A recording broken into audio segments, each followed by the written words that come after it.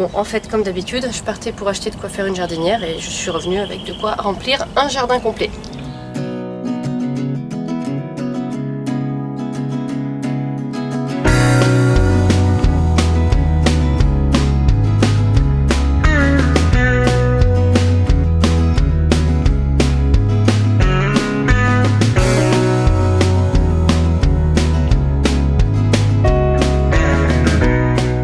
Bonjour à tous et bienvenue sur ma chaîne. Aujourd'hui on se retrouve sur le balcon pour un haul plantes d'extérieur.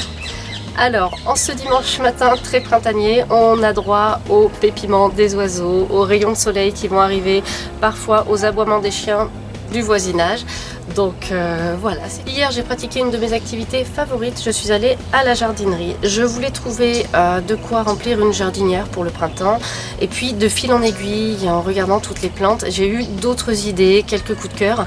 Finalement je suis revenue avec de quoi remplir plusieurs pots et plusieurs jardinières. Donc je vais vous présenter tout ça et dans les semaines qui viennent vous retrouverez les tutos pour composer les jardinières. On va commencer par la première plante que j'ai mise dans le chariot, c'est un fusain du Japon. Ça c'est un coup de cœur imprévu, enfin imprévu pas tout à fait, je l'avais déjà repéré tout seul au milieu d'autres plantes, etc. Et bon, je l'avais laissé comme le ravalement de façade arrivé, ça je vous en parlerai bientôt, mercredi prochain normalement, dans un café plante. Et là je l'ai revu, il était encore là, encore tout seul, je vais pas vous dire qui m'a appelé, mais presque quand même. Et franchement, son petit feuillage panaché comme ça là, j'ai craqué, je me suis dit, toi je t'embarque. Alors lui, il va aller dans un pot tout seul pour lui. Ce fusain du Japon va apprécier une exposition ensoleillée et il est relativement rustique. Il résiste jusqu'à -5, -7 degrés.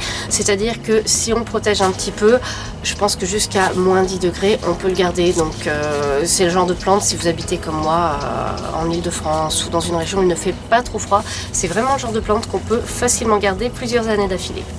Quoi d'autre? Alors du très classique avec un géranium que je vais mixer avec ça. Alors ça, sur le pot c'est marqué Euphorbia.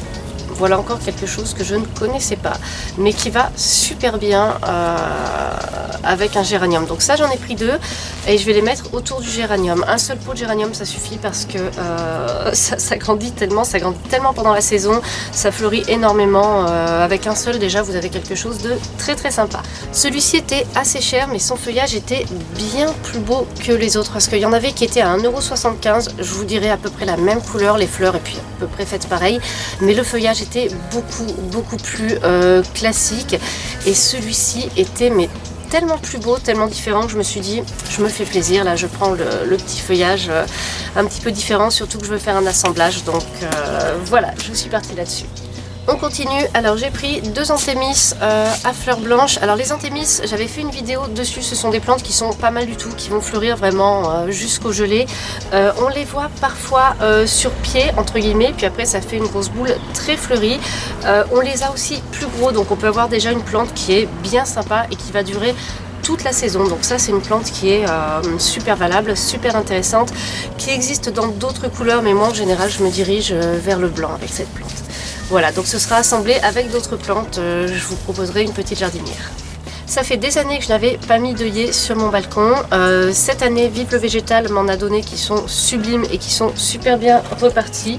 Donc je ne pensais pas prendre des œillets, mais voilà. Quand on voit une couleur pareille, est-ce qu'on la laisse dans la jardinerie? Surtout quand c'est l'avant-dernier lot? Non, on la prend parce que c'est trop magnifique. Là, honnêtement, sur la couleur, j'ai complètement craqué. Je voulais pas reprendre des œillets, j'en ai déjà plein de Vive le Végétal. Ils sont magnifiques, il y en a partout, donc c'était suffisant. Je me disais, il faut prendre autre chose. Mais là, ben non, je peux pas dire non, quoi. C'est trop beau. Voilà. Donc, voici mes œillets qui vont aller en composition avec d'autres plantes. Une surprise, une plante qui m'a subjuguée, je l'ai mise tout de suite dans mon chariot et j'ai dit toi tu vas rester, même si je ne savais pas quoi faire d'elle au départ, et je pense qu'elle va aller toute seule dans un pot assez grand pour elle parce que regardez, le pot a déjà un sacré volume. Donc ça c'est une tiarelle. Alors autant vous dire que je ne connaissais pas du tout cette plante, j'ai vu son feuillage. Ces fleurs, en fait, de très loin, elles pourraient rappeler les orchidées bijoux, là, les Ludisia discolores, mais de très loin. Le feuillage n'est pas du tout le même, mais c'est le principe de ce feuillage avec au-dessus des petites fleurs comme ça. Et je me suis dit, mais ça, c'est trop beau. Et vous savez, souvent, moi j'aime bien sur le balcon avoir un petit côté sauvage, ne pas rester seulement sur des plantes comme le géranium qui est très très bien, mais qui fait vraiment plante fleurie de balcon, le grand classique et tout ça. Moi j'aime bien apporter un petit côté champêtre en fait, la nature en ville et tout. Et ça, je trouve que ça fait sauvage quelque part. Donc j'aime beaucoup. Je vais la rempoter et si ça fonctionne bien en pot, je vous en parlerai en vidéo parce que franchement, je trouve ça super original, quoi. Très sympa. Voilà. Il y a encore quelque chose que je voulais vous présenter, enfin plusieurs choses. J'ai pris de quoi faire un petit potager dans ma jardinière Calypso. Je ne savais pas encore comment j'allais l'utiliser, j'avais pensé pour les semis, mais finalement cette année je n'aurai pas le temps de faire des semis, vraiment pas le temps.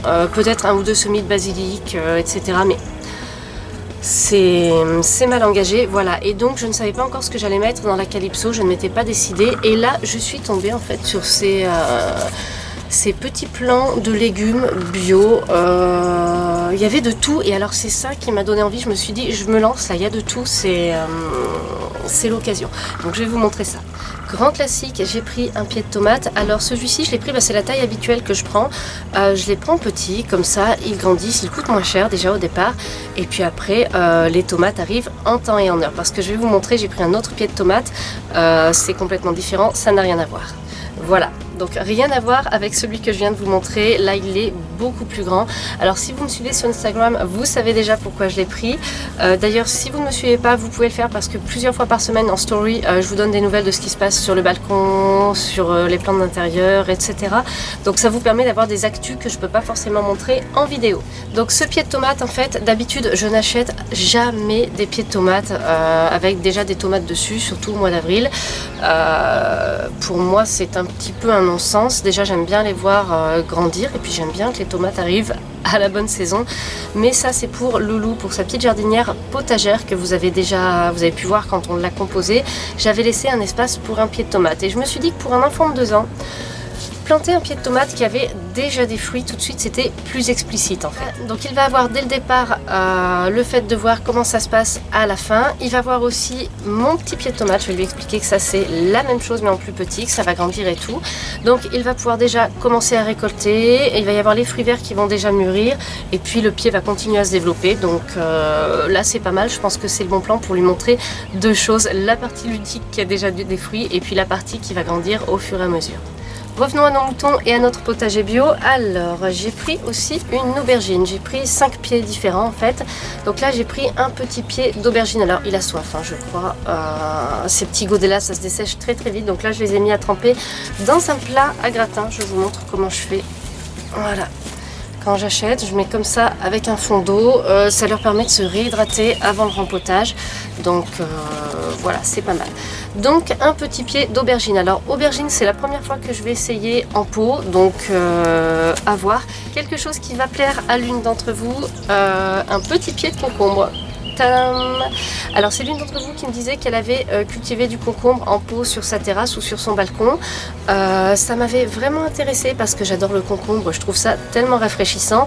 Donc là quand j'ai vu qu'il y avait du concombre dans ces petits dans ces petits plants de légumes bio, je me suis dit je me lance, c'est parti. J'ai pris aussi un pied de poivron parce que l'an dernier ça avait très bien marché en pot et c'est très sympa pour l'été le poivron dans les salades, etc. C'est moi j'adore, donc voilà, un petit pied de poivron, ça se cultive très facilement, il suffit de mettre le bon substrat au départ.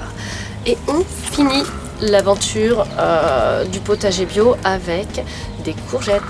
Alors les courgettes, on va voir ce que ça donne parce que c'est très gourmand, donc je vais voir comment je fais, puis je vous ferai une petite vidéo, je pense, une petite vidéo de culture de courgettes en pot, voilà. Et en finalisant la vidéo, je réalise que j'ai oublié de vous montrer une plante, c'est une impatience. Elle est parfaitement adaptée à une exposition ombragée. Elle va rejoindre une des 2 jardinières pour lesquelles je vais vous faire un tuto. Voilà, donc je l'ai prise à fleurs roses, il y avait plusieurs couleurs.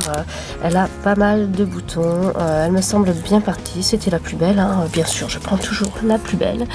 Et puis pas de traces de maladie ou de parasites. Voilà. Donc si on veut faire un bilan, j'étais partie pour acheter de quoi faire une jardinière de printemps. Je suis rentrée avec de quoi faire 2 jardinières de printemps, 2 potées et un petit potager. Donc voilà, j'ai encore craqué pour des plantes, on va dire.